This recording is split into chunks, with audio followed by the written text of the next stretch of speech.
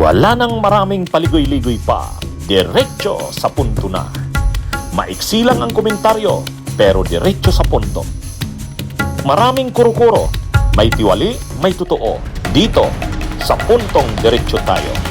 Punto diretso.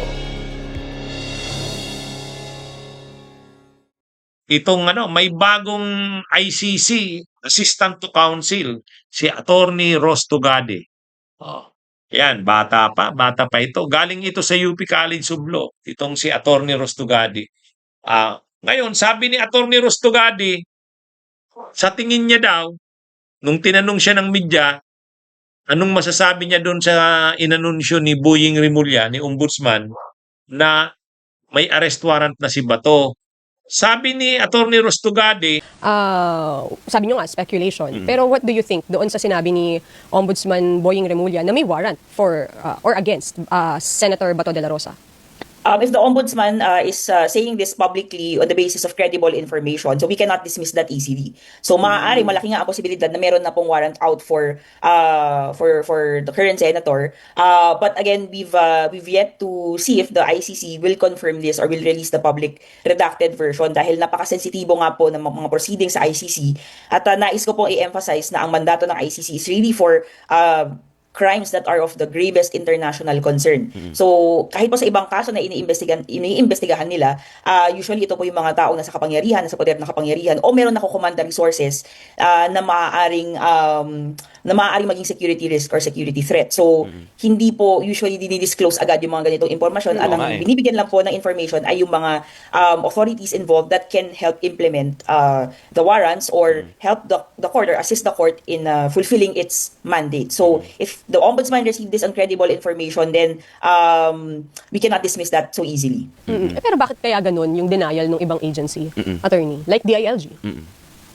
Maaari po, again, speculation, maaari pong meron pa pong current compartmentalization o yung hindi pa po na ida-download yung impormasyon sa ibang ahensya, perhaps also for security reasons at para na rin po kung sakali mang may warrant na kailangan i-implement, maaari pong sila ay nag-iingat para hindi po matakasan yung warrant because we also don't want impunity to happen out of the issuance of the arrest warrant. Kailangan pong magkaroon ng pagpapanagot sa kung sino man ang maaari maging involved in these cases. So baka I think they're erring on the side of caution na hindi pa po ito ipalaganap at baka yung mga persons involved might be involved in the implementation pa lang po ang nakakaalam. Kaso nga, attorney, kuro-kuro pa lang yung warrant. Medyo may mga missing in action.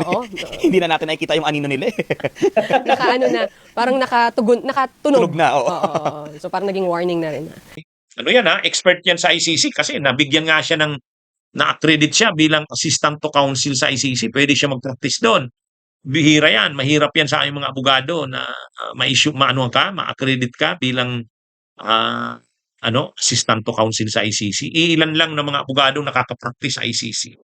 Mag-a-apply ka, mahirap pumasa. Pero yun na nga, may bago na naman tayong ICC assistant to counsel na makakatulong ito para lalo na siya, sabi ni Attorney Tugade, ang advocacy niya daw para daw sa mga biktima at sa mga testigo ng dito sa kaso nila Duterte. Kaya magaling, napanood ko yung interview. Nagpi-PhD pala siya sa law. Kaya mga kabunyog, mga kababayan, sa Australia yata ito nagpi-PhD. Magaling. Umuwi lang daw siya sa Pilipinas. Maiksi lang na panahon. Pero sabi niya, tutulong siya sa mga biktima ng war on drugs. Gagamitin niya yung kanyang pagiging ICC Assistant to Counsel para makatulong sa mga biktima. Actually, dati na silang nagtutulungan ni Attorney Chrissy Conte, pareho sila UP Law. Kaya ito mga kabunyog, maganda naman at mayroong nadagdag na abogado na accredited na sa ICC na mag-practice. Ito ngang si Attorney Ross Tugade. Human rights lawyer din, kaya makakatulong ng malaki ito. Kasi pag gumulong na yung trial ng kaso ni Duterte, kailangan marami ng lawyers ang mag-a-assist dyan sa mga biktima at sa mga testigo. Ang problema, hindi naman lahat makakapag-practice ka. Kahit abogado ka, pag hindi ka accredited ng ICC na mag-practice doon, hindi ka pwedeng mag-practice doon, mag-appear doon. Kaya magaling ang ang stand niya, ang analysis niya. Sabi niya, sa tingin niya, sa tingin niya, ng ICC yung fitness ni Duterte. Didesisyon na yan. At sa tingin niya naman, sasabihin ng korte na fit na mag-stand sa trial si Duterte. Sabi niya rin, yung tungkol sa issue ng ano ni Bato, arrest warrant, naniniwala si ICC Assistant to Counsel Rostogade, nakalabas na yan, sabi niya, nailabas na yan, kaya lang hindi pa ina-announce. Kasi ngayon may bagong policy nga ang ICC, kahit may arrest warrant na, hindi pinapaalam. Hindi pinapaalam. Para una, maaresto yung inisyuhan ng arrest warrant. Kasi kung alam niya na, makakapaghanda siya, makakatakas siya, o mahihirapan na maaresto. Pero kung medyo may element ng sorpresa, hindi muna i-anunsyo sa publiko. Ang makakaalam lang muna na mayroon ng arrest warrant, yung mga involved sa pag-i-implement ng arrest warrant, yung mga law enforcement authorities or agencies natin. Yan yun. Pwede na silang makaalam. At saka yung mga international bodies tulad ng Interpol. Pero yung publiko, hindi muna. May ganun na ngayong policy ang ICC. Para nga, pag medyo na sorpresa yung tao na nakalagay sa warrant of arrest, maaresto siya. Tingnan nyo yung nangyari kay Duterte. Di ba yung nangyari kay Duterte na sorpresa?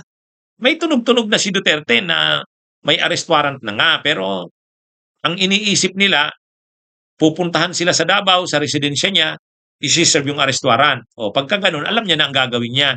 Ang problema, hindi ganun ang ginawa eh.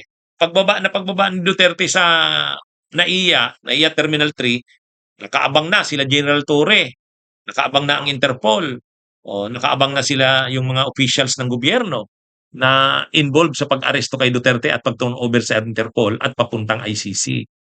Kaya sabi ni ICC Assistant to Counsel Rostogade, sa tingin niya nandiyan na yan. Nakalabas na yung arrest warrant na yan pero sinisikreto lang para madaling maaresto si Bato. Kaya daw yun, sabi ni Atty. Rostogade, siya ang paniwala niya, malakas ang kutob niya, nakalabas na yan. Hindi pa lang pinapublic, kumbaga redacted pa. Pero sa tingin niya, alam na yan, kalabas na yan, at mayroon ng mga ahensyang nakakaalam niyan.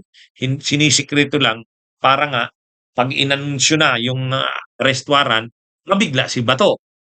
Kaysa sa, ilalabas na yung ICC arrest warrant, lalong magtatago si Bato niyan. Kaya ayon kay ICC Assistant to Counsel Rostogade, siya naniniwala, na yan.